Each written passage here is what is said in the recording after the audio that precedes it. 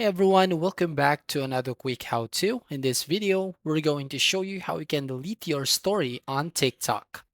So the first step that we can do here is go to your App Store if you're using iOS device or Play Store if you're using Android. And here go to search box and type the TikTok application. And once you have the update button shows up here, you just need to tap on the update button.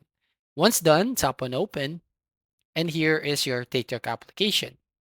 So from here, tap on your profile icon at the bottom right-hand corner of your screen to open up your profile page. So to see your story on your TikTok, tap on your profile picture. And as you can see here, I have two stories on my TikTok app.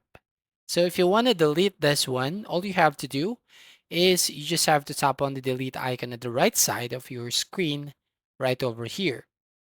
Now, the second option, you can just basically swipe up like this. Again, you can basically swipe up your screen and then an option shows up here. And then you can basically select your story that you want to delete.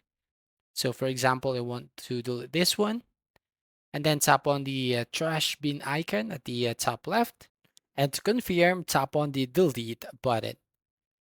So yeah, that's how you basically delete your story. So thank you for watching. Please like and subscribe and see you in the next video.